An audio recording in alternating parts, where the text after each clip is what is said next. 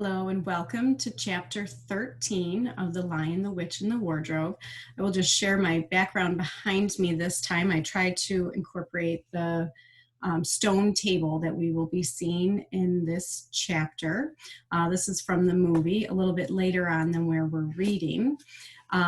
We're getting to the point as well where we're going to be looking for the climax. So be thinking about all of those problems we've been coming across and looking for our highest point of interest. So let's go to chapter 13, which is called Deep Magic from the Dawn of Time.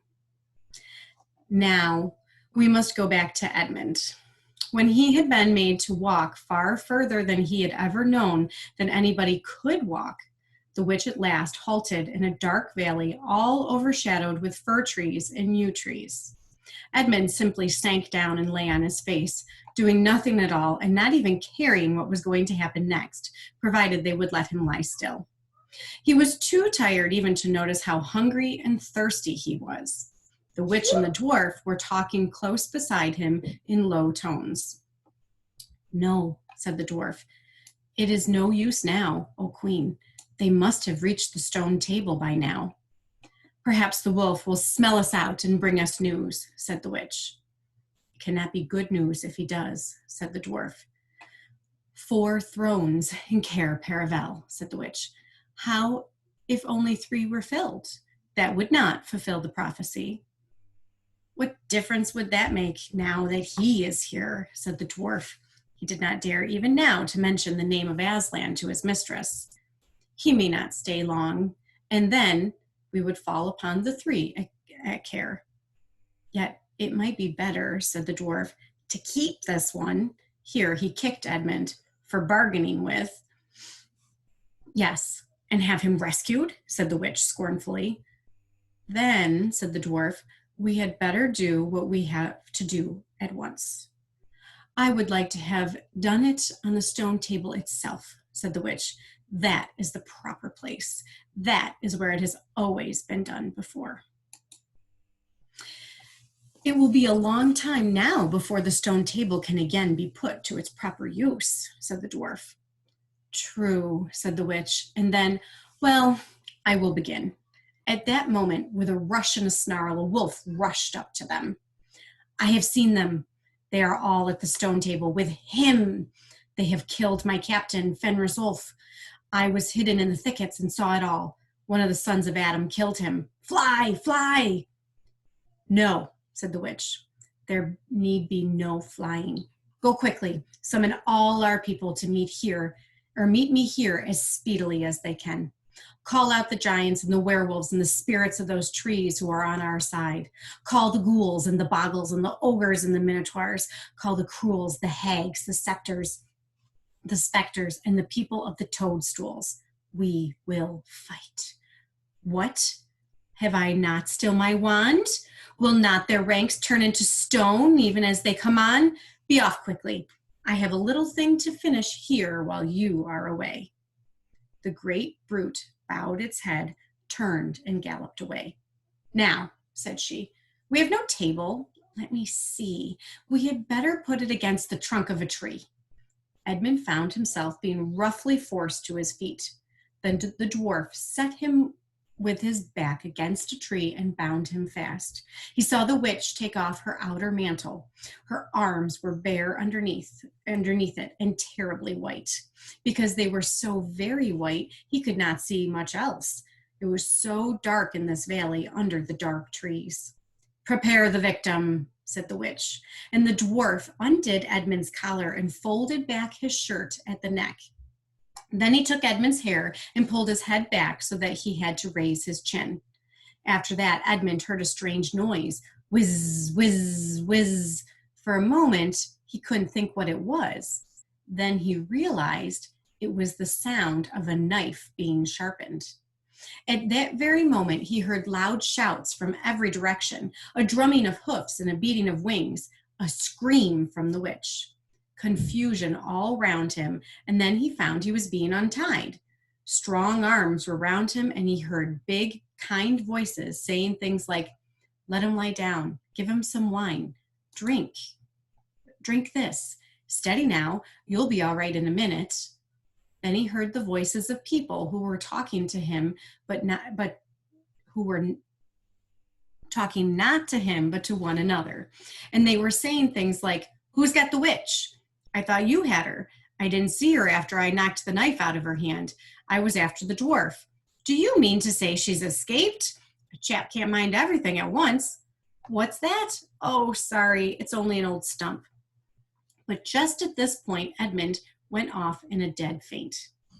Presently, the centaurs and unicorns and deer and birds, they were of course the rescue party which Aslan had sent in the last chapter, all set off to go back to the stone table, carrying Edmund with them.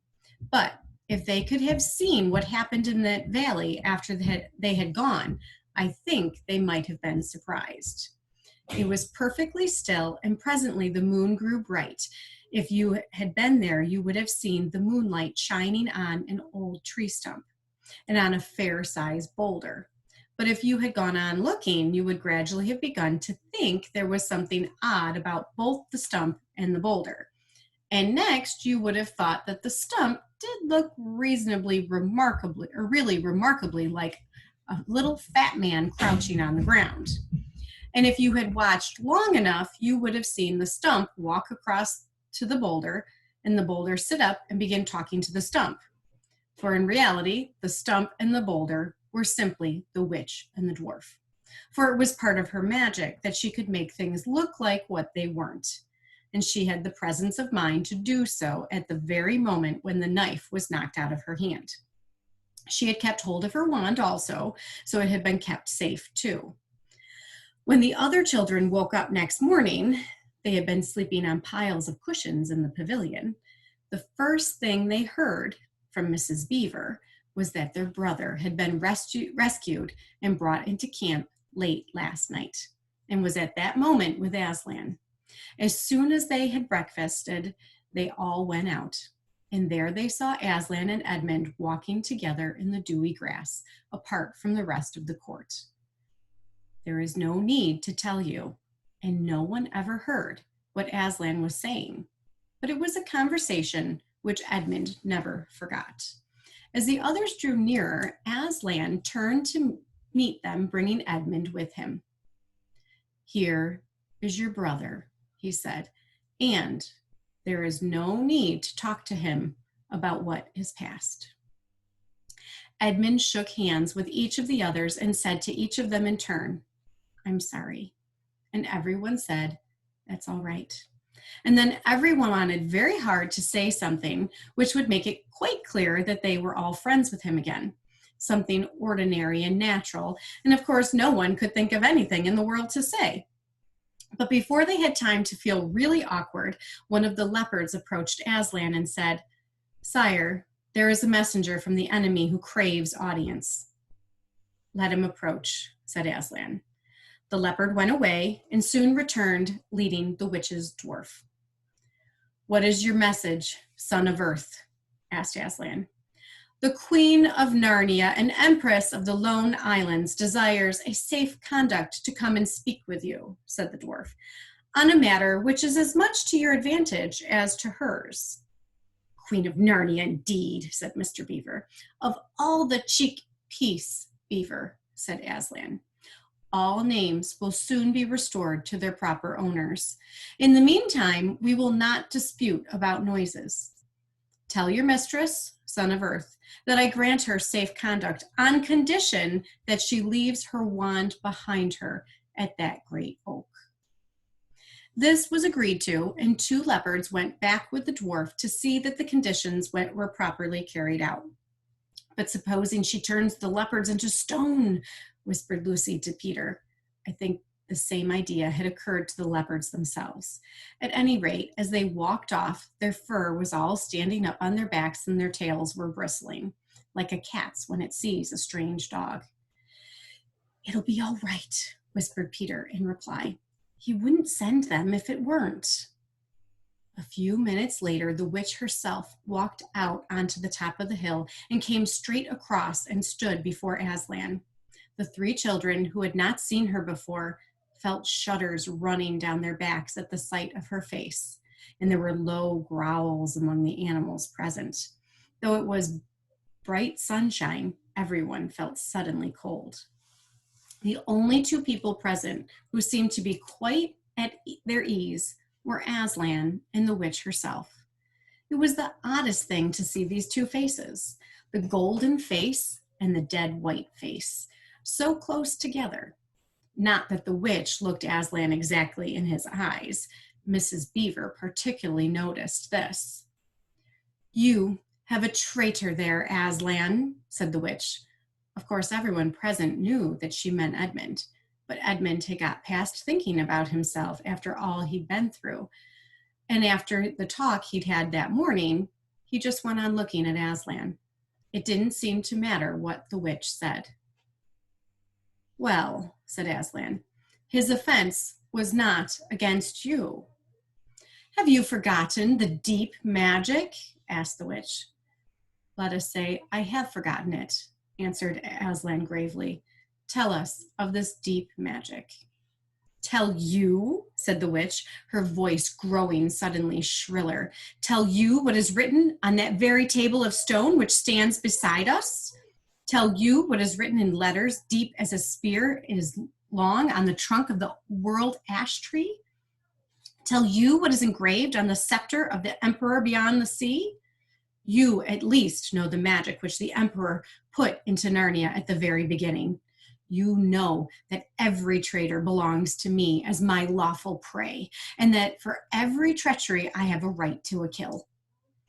"Oh," said Mr. Beaver, "so that's how you came to imagine yourself a queen, because you were the emperor's hangman. I see." "Peace, Beaver," said Aslan with a very low growl. "And so," continued the witch, "that human creature is mine. His life is forfeit to me. His blood is my property." "Come and take it then," said the bull with the man's head in a great bellowing voice. "Fool," said the witch with a savage smile that was almost a snarl. "Do you really think your master can rob me of my rights by mere force? He knows the deep magic better than that. He knows that unless I have blood, as the law says, all Narnia will be overturned and perish in fire and water." "It is very true," said Aslan. "I do not deny it." "Oh, Aslan," whispered Susan in the lion's ear. "Can't we, you won't, will you? Can't we do something about the deep magic? Isn't there something you can work against it?" "Work against the emperor's magic?" said Aslan, turning to her with something like a frown on his face. And nobody ever made that suggestion to him again. Edmund was on the other side of Aslan, looking all the time at Aslan's face. He felt a choking feeling and wondered if he ought to say something, but a moment later he felt that he was not expected to do anything except to wait and do what he was told. "Fall back, all of you," said Aslan, "and I will talk to the witch alone." They all obeyed. It was a terrible time, this, waiting and wondering while the lion and the witch talked earnestly together in low voices. Lucy said, "Oh, Edmund," and began to cry. Peter stood with his back to the others, looking out at the distant sea. The beavers stood holding each other's paws with their heads bowed. The centaurs stamped uneasily with their hoofs, but everyone became perfectly still in the end, so that you noticed even small sounds like a bumblebee flying past, or the birds in the forest down below them, or the wind rustling the leaves. And still the talk between Aslan and the White Witch went on. At last they heard Aslan's voice. "You can all come back," he said. "I have settled the matter. She has renounced the claim on your brother's blood." And all over the hill there was a noise, as if everyone had been holding his breath and had now begun breathing again, and then a murmur of talk. They began to come back to Aslan's throne. The witch was just turning away with a look of fierce joy on her face when she stopped and said, "But how do I know this promise will be kept?" "Wow!" roared Aslan, half rising from his throne, and his great mouth opened wider and wider, and the roar grew louder and louder, and the witch, after staring for a moment with her lips wide apart, picked up her skirts and fairly ran for her life. And that is the end of chapter 13. I will see you for chapter 14. Have a great day.